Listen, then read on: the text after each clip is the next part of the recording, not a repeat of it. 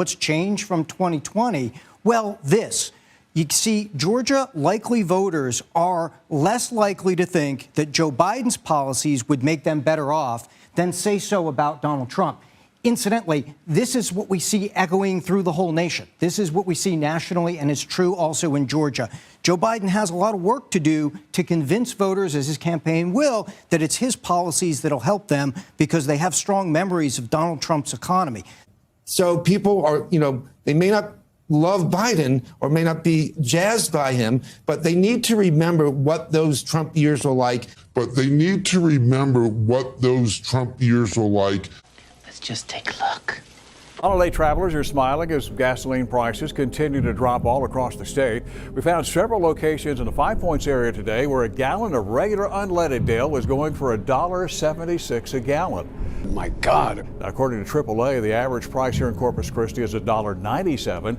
This time last year, we were paying an average of $2.11 for a gallon of regular unleaded. President Trump just confirmed that the most wanted terrorist in the world is dead. Last night, the United States brought the world's #1 terrorist leader to justice. Al-Baghdadi is dead.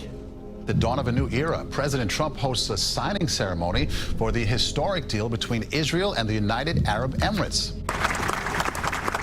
Applause at the White House for an historic agreement. President Trump, Israeli Prime Minister Benjamin Netanyahu, and foreign ministers from the United Arab Emirates and Bahrain formally signed the Abraham Accords. But they need to remember what those Trump years were like. We're filling up our national petroleum reserves, the strategic reserves, and we're looking to put as much as 75 million barrels into the reserves themselves. That would top it out. That would be first time in a long time it's been topped out. The first sitting American president to set foot on North Korean soil. A truly historic moment. President Trump and North Korean leader Kim Jong-un taking a step towards peace, both signing a pledge to work towards complete denuclearization.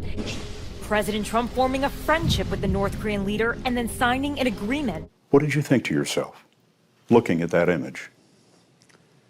How that could possibly happen. Now to a CBS News exclusive. Nearly 3 years after President Trump took office, work is finally underway on one of his key campaign promises. Environmentalist Kate Scott. She says this construction is a deadly threat to wildlife that migrates through this area.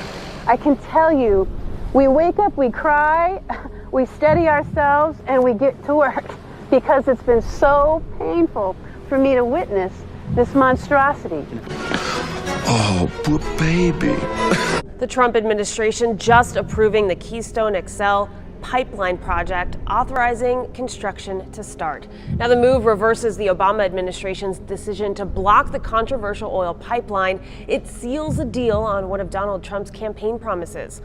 President Donald Trump will withdraw more U.S. troops from Iraq and Afghanistan. Right now, there are about 4,000 U.S. troops in those countries. Trump says, though, by January 15th, there would be about 2,500 troops in each country.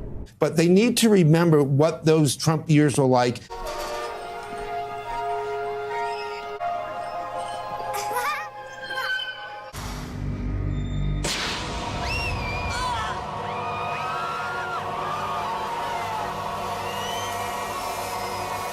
That's Bidenomics.